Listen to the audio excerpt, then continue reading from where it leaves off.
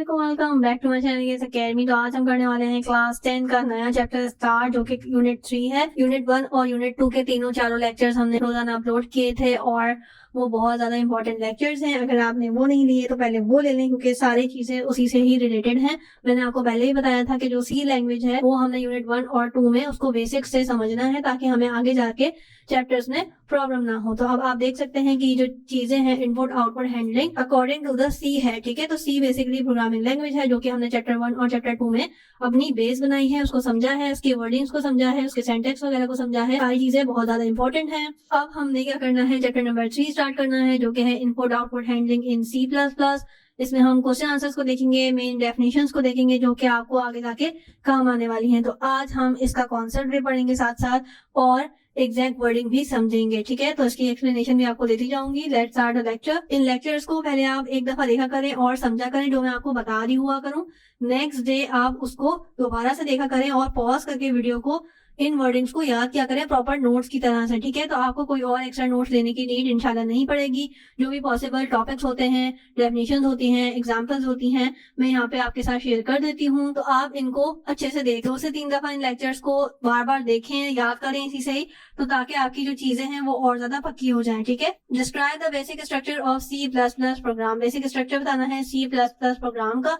तो उसमें क्या होता है, मेनली ये 3 पार्ट में डिवाइड है। प्री प्रोसेसर, डायरेक्टिव, ठीक है, main function, header, body of program, या उसको फंक्शन भी कहा जाता है, ठीक है। अब आप ये समझ लें कि ये जो 3 हमने चीजें पढ़ी हैं उनको मेनली क्या कहा जाता है, यानी कि किस नाम से उनको पुकारा जाता है। तो आपको आगे जाके सिर्फ डायरेक्टिव का नाम नजर आ रहा होगा कि आप डायरेक्टिव में जाके ये कर सकते हैं, या डायरेक्टिव से ये चीजें लेते हैं, स्टोरेज होती है, डाटा होता है, ठीक है। उसके अलावा फंक्शन के अंदर आप पढ़ेंगे कि मेन फंक्शन क्या है इसका, ठीक है। हेडर का वर्ड उसके अंदर इतना ज्यादा फ्रीक्वेंटली यूज नहीं हो रहा होता, सिर्फ मेन फंक्शन ही आपको नजर आएगा वर्ड, ठीक है। तो आपने समझ जाना है कि ये हेडर की बात हो रही है। नेक्स्ट आपके पास है बॉडी ऑफ अ प्रोग्राम। तो ये वर्ड यहाँ पे यूज नहीं हो रहा होता, इसका जो सेकंड नेम है फंक्शन वो यूज हो रहा होता है, ठीक है। 3 चीजें हो गई, directive, main function and function, ठीक है। बेसिक्स ऑफ प्रोग्राम के अंदर हमारे पास आ जाता है इस तरह से। तो ये आगे हमारे पास हैश इंक्लूड, इस तरह से एक प्रोग्राम बनता है, ठीक है। हैश इंक्लूड हमने जो है इस तरह से मेन फंक्शन देना होता है, देन हमारे पास जो है वो बॉडी आ जाता है, फंक्शन आ जाता है, देन इस तरह से ये क्लोज होता है। ये हमारे पास जो है वो स्टेटमेंट ट्रांसमिट करने के यूज आता है, यानी कि स्टेटमेंट को खत्म करना, रोकना, ठीक है। तो ये हमने देखा था पिछली क्लास में भी, पिछले लेक्चर में भी। आई होप कि आपको ये बात याद होगी। Describe the element of basic structure. Basic structure हमें देखना है। एक्सप्लेनेशन ऑफ बेसिक स्ट्रक्चर में आ जाता है सबसे पहले हैश इंक्लूड, ठीक है।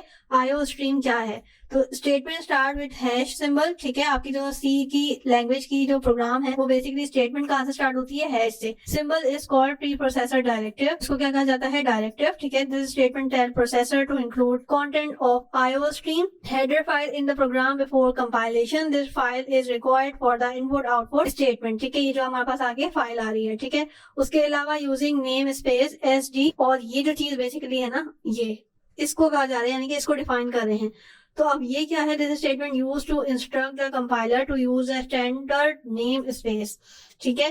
Name space declarative location that provides a space to our name space, ठीक है। ये जो है स्पेस देती है नेम स्पेस के अंदर। Contain all the classes, object, function इसके अंदर मौजूद होते हैं। स्टैंडर्ड C++ लाइब्रेरी भी इसको मतलब एक तरह से कहा जा रहा होता है, ये वहां से सारा डाटा ले रही होती है, ठीक है। इंट मेन, यानी कि इसका क्या मतलब है, this statement is a function, एक फंक्शन है, and use for the execution of C++ program, ठीक है। Int mean it return integer, ठीक है। ये इसकी शॉर्ट फॉर्म आ गई। टाइप वैल्यू, यानी कि डेटा टाइप की जो वैल्यू है वो बता रही होती है। अब हमारे पास ये ब्रैकेट बेसिकली क्यों यूज हो रहा होता है, this symbol represent the start of main function. अगर हम ब्रैकेट स्टार्ट करेंगे तो ये स्टार्ट ऑफ मेन फंक्शन को शो करेगा। उसके बाद हमारे पास आ गई स्टेटमेंट, ठीक है। Statement are the instruction that perform particular task, ठीक है। यहाँ पे हम पार्टिकुलर टास्क जो है वो जो भी होती है कमांड हमने यहाँ पे देनी होती है। स्टेटमेंट ट्रांसमीटर, अब इस चीज को क्या कहा जाता है, स्टेटमेंट ट्रांसमीटर, यानी कि यहाँ पे आके स्टेटमेंट खत्म हो जाएगी, रुक जाएगी, ट्रांसमिट हो जाएगी। It use to end every statement in C program, ठीक है। तो हम जो भी, अगर फॉर एग्जाम्पल इंग्लिश लैंग्वेज की बात करें तो कोई भी बात हमने स्टॉप करनी होती है, रोकनी होती है, ठीक है, उसके आगे से नई बात शुरू करनी होती है, तो हम क्या यूज करते हैं, ट्रांसमीटर के लिए फुल स्टॉप। लेकिन सी लैंग्वेज में हम ये इस तरह से सेमीकोलन के साथ यूज करते हैं, जो कि शो करता है एज अ ट्रांसमीटर वर्क करता है। रिटर्न 0, ठीक है। अब रिटर्न 0 क्या है? The statement is use to return the value to the operating system by default, ठीक है। मेन फंक्शन इसका क्या है? इंटीजर वैल्यू क्या दे देता है? ये 0 दे देता है। अब आ जाते हैं ब्रैकेट क्लोज के ऊपर, ठीक है। तो जैसा कि आपको ये ब्रैकेट शो भी कर रहा है, कि जहां पे भी ये ब्रैकेट लिखा होगा सी प्लस लैंग्वेज के अंदर, तो ये क्या शो करेगा? Represent the end of the main function. यहाँ पे आके आपका मेन फंक्शन जो है वो एंड हो जाएगा, यानी कि खत्म हो जाएगा। Define comments in C plus plus, ठीक है। कमेंट्स क्या होते हैं सी प्लस प्लस में, और उसके डिफरेंट टाइप्स भी डिफाइन करनी है। Comments are the special remarks that helps to understand the different parts of the C code, ठीक है। कमेंट्स क्या होते हैं? डिफरेंट स्पेशल रिमार्क्स होते हैं जो कि अंडरस्टैंड करने में हेल्प करते हैं different parts of C plus के कोड की, ठीक है। Comments are ignored by the compiler. Compiler इन कमेंट को इग्नोर कर देता है in C plus. There are the two types of comment statement, single line होते हैं और मल्टी लाइन होते हैं। सिंगल लाइन कमेंट कौन से होते हैं? जो कि एक सिंगल लाइन के अंदर लिखे जाए, डबल स्लैश उसके अंदर यूज हो रहा होता है, use to start the each single line, ठीक है। कोई भी आपने सिंगल लाइन स्टार्ट करनी है तो आपने क्या लिखना है? इस तरह से बैक स्लैश डालने हैं 2, ठीक है। जिस तरह से आपने एमएस एक्सेल में देखा था, कोई भी कमांड कोई भी फॉर्मूला लिखने के लिए आपने इक्वल्स टू डालना होता है, तो आपने यहाँ पे सिंगल लाइन के अंदर डबल बैक स्लैश डालना है, ठीक है। इस तरह से आपके पास एग्जाम्पल आ गई। एग्जाम्पल भी आपने अच्छे से याद करनी है, आपको ये एग्जाम में लिखने के लिए भी आ सकती है, ठीक है। ये आपने सिंगल लाइन दी, this is my first C plus plus program, this program display the statement on the screen, ठीक है। आपने मेन फंक्शन दे दिया, देन आपने इसको डिफाइन कर दिया फंक्शन को, देन आपने यहाँ पे एक और कमांड दी और यहाँ पे हमने सारी चीजें क्लोज कर दी, ठीक है। तो ये इस तरह से फंक्शन बन गया सिंगल लाइन का। अब हम देखेंगे मल्टी लाइन और उसके अंदर डिफरेंस भी देखेंगे। मल्टी लाइन क्या होता है? इसमें हमने जो है वो मल्टी लाइन के अंदर कॉमेंट लिख सकते हैं। सिंबल के क्या होते हैं इसके अंदर? स्टेरिक होता है और सिर्फ स्टेरिक होता है, ठीक है। ये दोनों जो है हमारे पास सिंबल्स होते हैं मल्टी लाइन के लिए। अब इनको देखते हैं कि यूज कैसे करते हैं। हमने स्टार्ट किया बैक स्टेरिक से, ठीक है। This is my first C plus plus, same program है, लेकिन अब हम देख रहे हैं कि किस तरह से हमने इसको मल्टी लाइन में चेंज किया। आप इसको कंपेयर भी कर सकते हैं कि हमने ऊपर वाले में क्या किया था, यहाँ पे बैक स्लैश डाले थे डबल, और हमने अब यहाँ पे क्या किया? बैक स्लैश के साथ स्टेरिक से स्टार्ट किया है। देन आप क्या करेंगे? सेम एग्जैक्ट वही होगा, लेकिन यहाँ पे बैक स्लैश, वहां पे बैक स्लैश डाला था, यहाँ पे क्या आएगा? स्टेरिक बैक स्लैश, जो इसको बंद करेगा। आपने यहाँ पे नोट किया कि यहाँ पे बैक स्लैश पहले आया और स्टेरिक बाद में आया।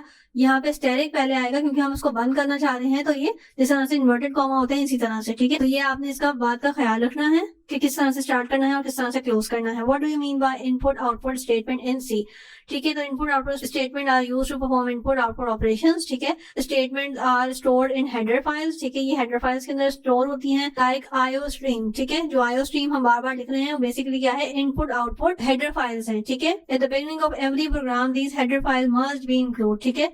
हर प्रोग्राम बनाने के अंदर हेडर फाइल जो है वो लाजमी होती हैं, जो आपको डिफाइन करनी होती हैं। डिफाइन आउटपुट फंक्शन या फिर statement in C plus plus, तो आपने यहाँ पे क्या करना है? आउटपुट फंक्शन बताना है सी प्लस प्लस का। Define count statement, put statement with syntax. अब हमने 3 चीजें बतानी है, आउटपुट फंक्शन को डिफाइन करना है, काउंट का स्टेटमेंट बताना है और पुट का स्टेटमेंट बताना है। तो पहले हम चलते हैं आउटपुट फंक्शन को डिफाइन करते हैं। आउटपुट फंक्शन क्या है? काउंट की स्टेटमेंट से स्टार्ट हुआ हुआ है यहाँ पे mainly. Count stands for character output, ठीक है। काउंट क्या है? बेसिकली आउटपुट से रिलेटेड है कि काउंट क्या है? कैरेक्टर आउटपुट है in C plus plus. Count send the formatted output to the standard output device. Count क्या करता है? फॉर्मेटेड जो भी उसके पास आउटपुट निकलता है उसको सेंड करता है स्टैंडर्ड आउटपुट डिवाइस के अंदर, सच एज स्क्रीन, जो कि हमें स्क्रीन पे शो हो रहा होता है, ठीक है। Count object is use along with insertion operator. अब इंसर्शन ऑपरेटर हमारे पास इस तरह के फॉर्म में होता है, यानी 2 ब्रैकेट लेस देन के यूज हो रहे होते हैं फॉर डिस्प्लेइंग द आउटपुट, ठीक है। इस तरह से इसका सिंटैक्स लिखा जाता है प्रोग्राम के अंदर। अगर हम इस तरह से सिंटैक्स लिखेंगे तो ये क्या करेगा? हमारे स्क्रीन पे आउटपुट शो करेगा, जो कि काउंट है लेस देन वेरिएबल, ठीक है। उसके बाद और count less than exp point string, ठीक है। इस तरह से हमारे पास इसका सिंटैक्स लिखा जाता है। ये मैं आपको इजी करके बता रही हूँ। इसकी एग्जांपल हमारे पास क्या आ गई? ये आगे हमारे पास सिंटैक्स और इसकी एग्जांपल हमारे पास ये आ गई, ठीक है। इस तरह से प्रोग्राम बनाए जाते हैं। पुट आ गई। पुट में क्या होता है? ये आपके पास बेसिकली प्रिंट के लिए यूज हो रहा होता है, प्रिंट द स्ट्रिंग आउटपुट। इसके अंदर जो भी स्ट्रिंग डाटा का आउटपुट होता है वो प्रिंट होता है। New line is automatically inserted, ठीक है। और नई लाइन जो है वो इंसर्ट हो जाती है automatically. Put bracket inverted comma string constant bracket 1 inverted comma 1 और ब्रैकेट 1, ठीक है। और ये ट्रांसमिटर लगा दिया आपने। ये आ गया आपके पास सिंटैक्स। इसकी एग्जांपल इस तरह से होती है, ठीक है। तो ये आपने इसको डिफरेंस के साथ याद करना है, ठीक है। आप इसमें इजीली डिफरेंस देख सकते हो। उसके अलावा हमारे पास है डिफाइंड इनपुट फंक्शंस, ठीक है, इनपुट फंक्शन बताने हैं।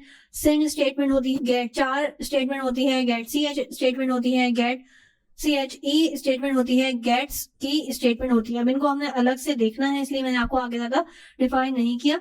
तो सिन की स्टेटमेंट किस तरह से होती है, basically cin stand for character input C language के अंदर, ठीक है। सिन रीड फॉर्मेटेड डेटा, ये क्या करता है, फॉर्मेटेड डेटा को रीड करता है इनपुट फ्रॉम द कीबोर्ड, जो भी हम इनपुट देते हैं कीबोर्ड से।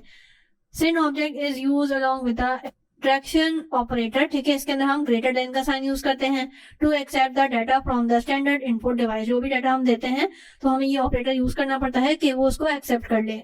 इस तरह से इसका सिंटैक्स लिखा जाता है और इस तरह से हमारे पास एग्जाम्पल आ गई, मेन फंक्शन आ गया, देन हम उसको बताते हैं, कमांड बताते हैं और फंक्शंस को यूज करते हैं ताकि हमारा प्रोग्राम अच्छे से रन हो, ठीक है। ये सारे सिंटैक्स और एग्जाम्पल आपकी आसानी के लिए ही दी गई हैं, आपके नोट्स में भी इस तरह से ही मौजूद होगी, आपकी बुक में भी इस तरह से ही मौजूद है। तो यहाँ पे मैंने आपको आसानी के लिए कि आपको बार बार बुक वगैरह ना खोलनी पड़े, तो आपकी आसानी के लिए यहाँ पे बता दी गई है हर चीज की एग्जाम्पल और सिंटैक्स, ताकि आपको मुश्किल ना हो। गेट 4 बेसिकली क्या है, get 4 is a function read the very available character from the keyboard, ठीक है, जो भी अवेलेबल कैरेक्टर है वो इसको रीड करता है। This function read only single character at a time, ये फंक्शन है जो कि एक सिंगल कैरेक्टर एक टाइम पे रीड करता है। When the user press the key, जो भी हम प्रेस करते हैं की, ठीक है। गेट 4 रिक्वायर्स एंटर की टू बी प्रेस, गेट 4 क्या करता है, फोर्स करता है एक तरह से, इसके लिए रिक्वायरमेंट क्या है कि हमें एंटर की प्रेस करनी है। This function is defined in, इस तरह से stdio.h की तरह से आपने इसको हेडर फाइल में डिफाइन करना होता है। जैसे आपने iOS का फंक्शन देखा था, इसी तरह से आपके पास ये भी एक हेडर फंक्शन आ गया। इसकी एग्जाम्पल यहाँ पे आ गई इस तरह से, ठीक है। और आप गेट 4 बेसिकली आप यहाँ यूज कर रहे होते हो, ठीक है, ये भी आपका एक फंक्शन होता है। गेट ch का आपके पास क्या होता है, get ch function read the character from the keyboard, ये भी आपका जो कैरेक्टर है वो कीबोर्ड से रीड करता है। This function read only single character and not printed on the screen, इसमें क्या डिफरेंस है कि ये भी एक ही टाइम पे एक कैरेक्टर यूज करता है, रीड करता है, उसको स्क्रीन पे शो नहीं करता। This function takes input and does not require enter, इसके अंदर फंक्शन जो है वो इनपुट तो लेता है लेकिन उसको एंटर की रिक्वायरमेंट नहीं है कि हम एंटर प्रेस करें। This function is defined in, अब ये जो है वो इस तरह से conio.h की फॉर्म में लिखा जाता है।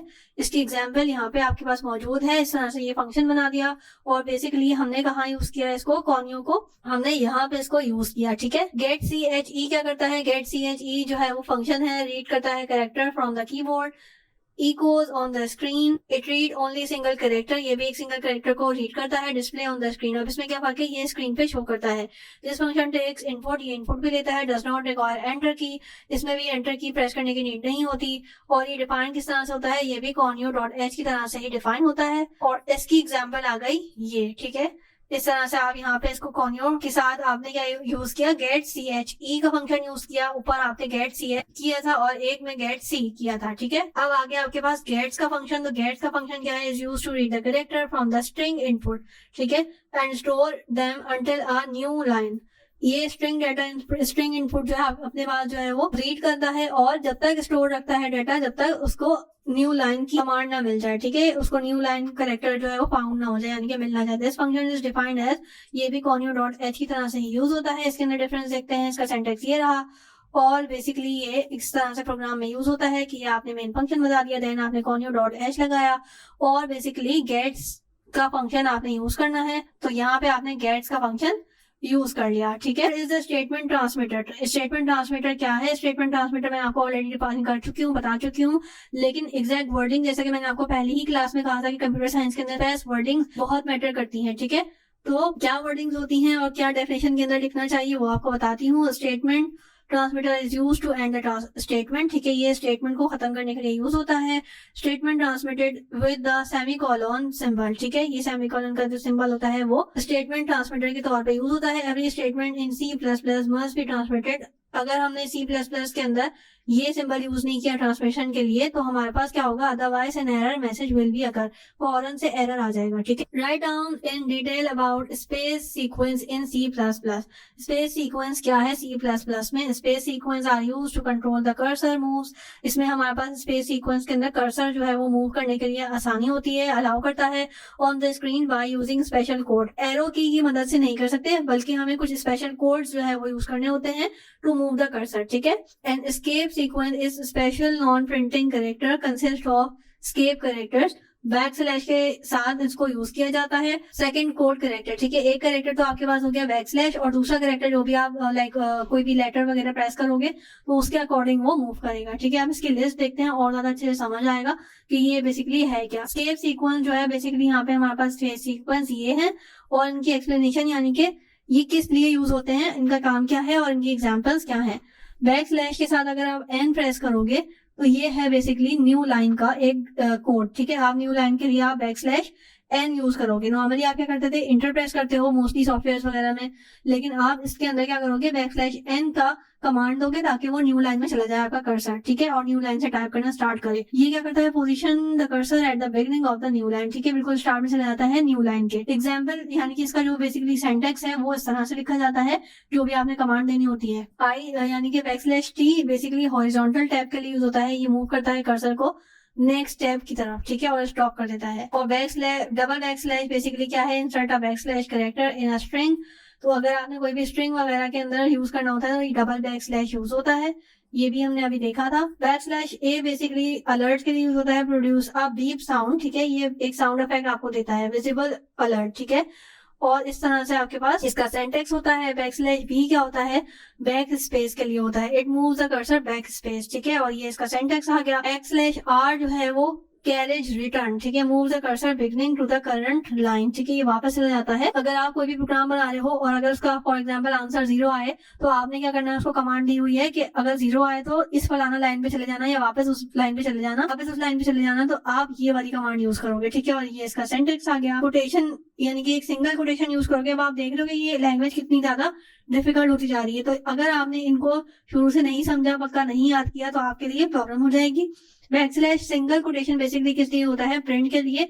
पोस्ट ऑफिस का साइन जो है वो प्रिंट करके देगा आपको, और इसका सिंटैक्स ये रहा, ठीक है। डबल कोटेशन बेसिकली किस लिए होता है कि वो डबल कोटेशन का मार्क प्रिंट करे। अब आप देख रहे हैं कि आप इजीली इसको समझ सकते हैं कि एक कोटेशन डालनी है तो बैक स्लैश के साथ एक कोटेशन, दो डालनी है तो 2 कोटेशन मार्क्स, ठीक है। सो नाउ क्वेश्चन नंबर 16 है हमारे पास, व्हाट आर द ऑपरेटर्स। हमने ऑपरेटर्स के बारे में बताना है कि ये क्या होते हैं, and write down the name of the operators. पहले हमने उनके नाम भी लिखने हैं, ऑपरेटर्स बताना है, पहले ऑपरेटर्स बताने हैं, देन आपने उसके नाम बताने हैं, देन उनके यूजेस भी बताने हैं सी लैंग्वेज के अंदर, ठीक है। तो चलते हैं पहले ऑपरेटर की डेफिनेशन देखते हैं, समझते हैं कि बेसिकली ये होते क्या हैं। Operators are symbols which tell the computer to execute certain mathematical and logical operation. Operator basically symbols होते हैं जो कि बताते हैं कंप्यूटर को कि क्या एग्जीक्यूट करना, मैथमेटिकल ऑपरेशन या लॉजिकल ऑपरेशन जो कंप्यूटर परफॉर्म करता है। A mathematical and logical expression in generally formed with the help of an operator. Mathematical या logical expressions होते हैं basically is generally formed with the help of operators, जो कि बनाए जाते हैं, जो कि ऑपरेटर से मिलके बनते हैं, ठीक है। अब आ जाते हैं आगे। C language programming offers a number of operators. C language के अंदर जो है वो बहुत सारे ऑपरेटर्स होते हैं which are classified into, अब उनको जो है वो क्लासीफाई कर दिया गया है, ठीक है, यानी कि उनकी ग्रुपिंग कर दी गई है। Arithmetic operator, increment operator, decrement operator, relational operator, logical या boolean operator, assignment operator, arithmetic assignment operator. अच्छा, अब ये आप याद रखिएगा कि अर्थमेटिक और असाइनमेंट दोनों ऑलरेडी आपके पास नंबर 1 और नंबर 6 एक अलग अलग तरह के ऑपरेटर्स हैं, और नंबर 7 जो है वो एक कंबाइंड ऑपरेटर है, तो इनके फंक्शंस डेफिनेटली अलग होंगे, तो आपने इसमें फर्क करना है, ठीक है। इसको मैं डिटेल से नीचे समझाती हूँ। आई होप कि आपको कुछ चीजें तो क्लियर हो गई होंगी कि बेसिकली ऑपरेटर क्या होते हैं। ऑपरेटर जो है बेसिकली एक सिंबल होता है जो कि आपको बताता है, जैसे प्लस, माइनस और मल्टीप्लाई, इस तरह से आपके पास जो मैथ्स के अंदर सिंबल्स होते हैं बेसिकली उस तरह की जो चीजों को आप जो है सी लैंग्वेज के अंदर देखेंगे, तो मैथ्स के अंदर तो मोस्टली आपके पास 4 तरह के ही सिंबल्स यूज हो रहे होते हैं, मल्टीप्लाई, डिवाइड, प्लस या माइनस, ठीक है। लेकिन कंप्यूटर लैंग्वेज के अंदर काफी सारे जो है सिंबल्स यूज होते हैं, और हर एक कैरेक्टर, हर एक सिंबल अपना एक फंक्शन रखता है, ठीक है, यानी कि उसकी एक अलग प्रॉपर्टी होती है, ठीक है। तो अब हम बात करते हैं सबसे पहले अर्थमेटिक ऑपरेटर की। तो अर्थमेटिक ऑपरेटर क्या करता है, arithmetic operator are used to perform mathematical operations. All operator use integer, floating point data type except reminder या मॉड्यूलस। अच्छा, तो इसमें रिमाइंडर या मॉड्यूलस ऑपरेटर जो है वो अर्थमेटिक ऑपरेटर परफॉर्म नहीं करता। उसके अलावा इंटीजर और फ्लोटिंग पॉइंट डाटा की जो टाइप्स हैं वो इसमें परफॉर्म होता है, यानी कि उसका डाटा जो है वो एग्जीक्यूट इजीली हो जाता है। ये दोनों तरह के डाटा जो है डाटा टाइप में हमने ऑलरेडी पढ़े भी थे। ऑपरेटर्स क्या होते हैं बेसिकली, हमारे पास यहाँ पे आ गया एडिशन का ऑपरेटर, ठीक है, यहाँ पे ऑपरेशन बताएगा addition. It is used to perform addition, ठीक है, ये मैंने आप लोगों के लिए एक अरेंज करके डाटा को एक अरेंज करके कर दी हैं, ताकि यहाँ पे आपके पास जो है वो आपको पता भी हो कि सिंबल कैसा दिखता है, यहाँ पे उसका फंक्शन या ऑपरेशन आपको पता हो कि वो करता क्या है, और यहाँ पे मैंने एग्जांपल भी आपके साथ शेयर कर दी है। आई रियली होप कि ये आपके लिए आसानी होगी। आई नो कि ये चीजें आप फर्स्ट टाइम पढ़ रहे हो तो इसलिए आपको थोड़ी सी कॉम्प्लिकेटेड लगेंगी। मैंने अपनी तरफ से कोशिश की है कि आप लोगों के लिए आसानी करूं। नेक्स्ट हमारे पास है सब्सट्रैक्शन का। तो ये जो है सब्सट्रैक्शन का इसका नाम है बेसिकली, और ये परफॉर्म करता है सब्सट्रैक्शन, और इसकी एग्जांपल आ गई ये। नेक्स्ट हमारे पास है अगेन स्टेरिक, जो है आपके पास मल्टीप्लिकेशन के लिए यूज होता है, और अगेन ये भी मल्टीप्लिकेशन का परफॉर्म करता है फंक्शन, और यहाँ पे हमारे पास आ गई एग्जाम्पल। उसके अलावा आपने ये देखा होगा बैकस्लैश, तो ये यूज हो रहा होता है डिवीजन के लिए, ठीक है। It is use to perform division, और ये इस तरह से लिखा जाता है, यानी कि variable A divide by variable B. Next हमारे पास है इस तरह से परसेंटेज का, तो इसे कहते हैं रिमाइंडर या मॉड्यूलस, फाइंड रिमाइंडर या इंटीजर डिवीजन, ठीक है। अगर इंटीजर डिवीजन होगा तो ये परफॉर्म करेगा रिमाइंडर या मॉड्यूलस का फंक्शन, और यहाँ पे इस तरह से ये लिखा जाएगा। उसके अलावा हमारे पास है define all arithmetic operator with example, तो हमने यहाँ पे एक एग्जाम्पल लेनी है, यानी कि एक छोटा सा प्रोग्राम बना के देना था। तो ये आ गया simple calculation programming in plus plus using arithmetic operation. तो ये हमारे पास इस तरह से ये एग्जाम्पल आ गई। आप चाहो तो इसको एग्जीक्यूट करके देख सकते हो, ठीक है। वीडियो को पॉज करके देख सकते हो ये इस तरह से, और मैं कोशिश करूंगी कि अपनी वेबसाइट पे भी ये सारे प्रोग्राम जो हैं इसकी कोडिंग वगैरह मैं आपके लिए अपलोड कर दूं। ये इस तरह से आपने फंक्शन लिखा, देन आपके पास ये आउटपुट आ जाएगा, ठीक है। इस तरह से हम चलते हैं नेक्स्ट पे, डिफाइन द इंक्रीमेंट ऑपरेटर। तो इंक्रीमेंट ऑपरेटर क्या होता है? ये होता है C++ के अंदर unary increment operator. It is use to be increment by variable 1, और ये इस तरह से रिप्रेजेंट किया जाता है प्लस प्लस से, यानी कि डबल प्लस का इसका साइन होता है, इसको कहते हैं इंक्रीमेंट। और ये क्या करता है? यूज इन 2 वेज, पोस्टफिक्स या प्रीफिक्स समराइज के लिए, मतलब पोस्टफिक्स या प्रीफिक्स के लिए यूज हो रहा होता है। इसको नीचे देखते हैं। ये हमारे पास 2 तरह के ये इंक्रीमेंट्स होते हैं। जैसे अगर आप ए के आगे 2 प्लस प्लस लगाएंगे, इसे कहते हैं प्रीफिक्स, यानी कि पहले लगा दिया आपने, तो ये क्या करता है? इंक्रीमेंट बाय 1 करेगा, then use in new value, ठीक है। और ये इस तरह से लिखा जाता है x is equal to plus plus a, यानी कि जो ए वेरिएबल की आप वैल्यू देंगे उसके अंदर ये +1 करता जाएगा, ठीक है। और ये आपके पास आ गया पोस्ट फिक्स, तो यानी कि यूज दिस करंट वैल्यू, जो आपने करंट वैल्यू दी हुई होगी उसके अंदर आपके पास ये होता जाएगा। आई होप कि आपको ये समझ आया होगा। इसकी एग्जांपल बेसिकली ये रही, और आपने दी है यहाँ पे 5 इनिशियल वैल्यू, ठीक है। तो ये इसने एक इंक्रीमेंट करके क्या दिखाया? 6 दिखाया, आ गया था प्रीफिक्स में। और पोस्ट फिक्स में ये क्या करता है कि अगर आपने पोस्ट फिक्स में वैल्यू दी है 5, तो पोस्ट फिक्स में क्या करेगा? वैल्यू जो है वो 5 ही रहेगी, ठीक है। उसके बाद आ जाता है हमारे पास डिक्रीमेंट। तो डिक्रीमेंट क्या करता है? ये भी डिक्रीमेंट का परफॉर्म करता है, और यहाँ पे क्या होता है? डिक्रीमेंट होता है 1 का, और ये डबल माइनस के साइन से इसको रिप्रेजेंट किया जाता है, जैसे कि आप यहाँ पे देख सकते हैं। ये भी प्रीफिक्स और पोस्ट फिक्स होते हैं, और अगेन ये भी यहाँ पे हमारे पास इसका ऑपरेशन लिखा हुआ है। इसकी एग्जाम्पल मैं आपको दिखाती हूँ। आज हमारे पास यहाँ पे आ गया रैशनल ऑपरेशन या रैशनल ऑपरेटर्स, ठीक है। तो ये क्या करते हैं? ये यूज होते हैं we have to make comparison, ठीक है। कंपैरिजन करने के लिए किसी भी 2 वेरिएबल्स का या वैल्यूज का, ठीक है। अब इसमें क्या है हमारे पास? It is use to tell the relation between 2 values, ठीक है। दिस रिजल्ट कंपैरिजन ट्रू या फॉल्स के अंदर वो हमें आंसर करता है। इसको हम डिटेल से नीचे देखते हैं। ये सारे आ जाते हैं हमारे पास रिलेशन के अंदर, यानी कि ग्रेटर देन और लेस देन का जो है वो रिलेशन बताता है, ठीक है। डेफिनेटली आप ग्रेटर देन के लिए भी एक वैल्यू देंगे और लेस देन के लिए भी एक वैल्यू देंगे, यानी कि एक वैल्यू यहाँ पे होगी like this, A is less than B या ए इज लेस देन, ठीक है। तो इन ऑपरेशंस के लिए आपको 2 वेरिएबल जो है वो रिक्वायर्ड होते हैं। इसके अलावा आपके पास ये जो नीचे के लास्ट के 4 हैं, तो ये जो है वो डिफरेंट है आपके लिए। तो वो क्या है? ग्रेटर देन, इक्वल्स टू, ठीक है, यानी कि बी से बड़ा या बी के बराबर, ठीक है। इसी तरह से नीचे वाला है कि ए से छोटा या ए के बराबर, ठीक है, क्योंकि लेस देन इक्वल टू है। इक्वल टू का मतलब होता है कि वो वैल्यू भी उसके अंदर इंक्लूडेड होगी। आई होप कि आपने सेट्स जो है वो पढ़े होंगे मैथ्स के अंदर, तो आपको ये चीज समझ आ रही होगी, ठीक है। क्योंकि सेट्स के अंदर अगर ग्रेटर देन इक्वल टू होता था, तो यानी कि अगर 1 2 ग्रेटर देन इक्वल टू 5 है, तो यानी कि 1 2 3 4 5, यानी कि 5 जो है उसके अंदर इंक्लूड होता था।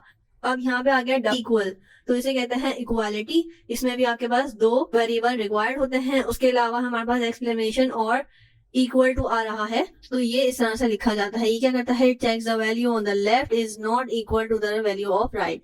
अगर ये दोनों आपस में बराबर नहीं होंगे तो ये हमारे पास इस तरह से लिखा जाएगा, ठीक है। इसका प्रोग्राम हमारे पास रिलेशनल ऑपरेशन का यहाँ पे आ गया। इस तरह से आपने यहाँ पे इसकी सारी प्रोग्राम बनाया। इनिशियल में आपने दी 20 और 2 वेरिएबल रिक्वायर्ड होते हैं, दूसरे वैल्यू की दी, तो आपके पास यहाँ पे आपने ग्रेटर देन इक्वल टू लगाया है, तो यहाँ पे आपके पास आ गई 0, यानी कि आपने बोला था उससे कि ग्रेटर देन अगर y है x से ग्रेटर देन y है तो मुझे आंसर करो, तो उसने 0 आंसर किया यानी कि फॉल्स है, क्योंकि x जो है वो बड़ा है और y की वैल्यू छोटी है। तो ये हमारे पास आउटपुट आएगा x is greater than y। ठीक है, लॉजिकल ऑपरेटर क्या होते हैं? लॉजिकल ऑपरेटर जो है वो बताते हैं बेसिकली हमें कंडीशंस, ठीक है, और उनको टेस्ट किया जाता है किस तरह से, यानी कि उनके रिजल्ट बेस्ड होते हैं। मैं आपको यहाँ पे दिखाती हूँ, ये 3 होते हैं, 3 लॉजिकल ऑपरेटर होते हैं, आपको याद रखना है। और यहाँ पे हमारे पास आ जाते हैं ये इस तरह से लॉजिकल ऑपरेटर, इसको कहते हैं एंड ऑपरेटर। ठीक है, ये क्या करता है? This condition will be true if both expression are true. अगर हमारे पास दोनों एक्सप्रेशन ट्रू होंगे तो ये क्या करेगा? कंडीशन को भी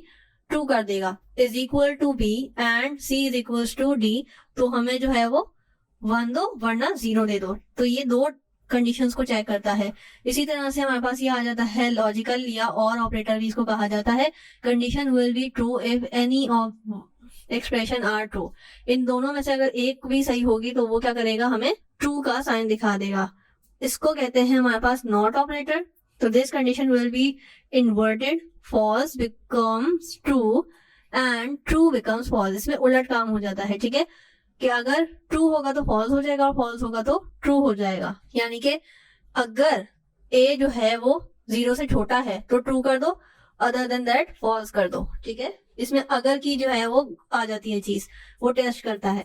तो यहाँ पे हमारे पास इस तरह से ये प्रोग्राम बना हुआ आ गया। हमें 3 वैल्यूज दी हुई थी और इस तरह से ये अपना ऑपरेशन परफॉर्म करेगा और ये हमारे पास जो है वो आउटपुट आ जाएगा। हमारे पास 23 है, right down the difference between relational and logical operators के अंदर डिफरेंस बताना है। तो रिलेशन के 3 पॉइंट लिख लेते हैं कि ये क्या करता है? Compare any value in the form of expression. पहली बात ये हो गई। दूसरी बात क्या है कि binary operator because they require 2 operand to operate. ठीक है, इसमें 2 वैल्यूज की रिक्वायरमेंट होती है, 2 वेरिएबल्स रिक्वायर होते हैं और इसमें क्या होता है? रिटर्न रिजल्ट आइदर 1 या 0। ये क्या करेगा? या तो 1 आंसर करेगा या 0, यानी कि ट्रू या फॉल्स।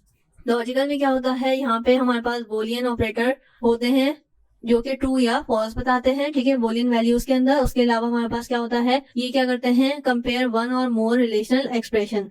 ठीक है, इसके अंदर बेसिकली रिलेशनल ऑपरेशन ऑटोमेटिकली मौजूद होता है। ठीक है, ये उनको कंपेयर करता है और इसमें क्या आ जाता है? रिटर्न आउटपुट एज 1 या 0। ठीक है, असाइनमेंट ऑपरेटर मैंने आपको ऑलरेडी बताया भी था कि इज इक्वल्स टू को हम कहते हैं असाइनमेंट ऑपरेटर। ये क्या करता है? असाइन करता है रिजल्ट ऑफ एन एक्सप्रेशन या फिर वैल्यू को।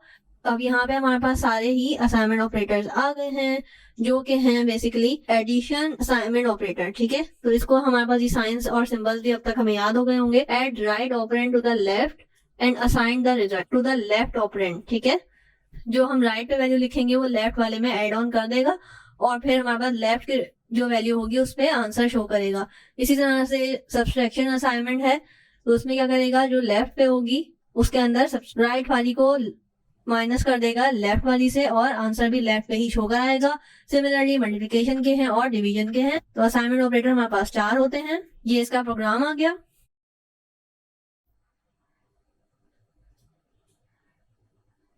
और इसी तरह से आज की वीडियो हमारी जो है वो कंप्लीट होती है। शॉर्ट क्वेश्चंस मैंने आपके साथ शेयर कर दिए, अब हम देखेंगे लॉन्ग क्वेश्चंस को। आई होप कि आपके लिए ये वीडियो हेल्पफुल रही होगी। Please like my video, share my videos and subscribe my channel. Thank you.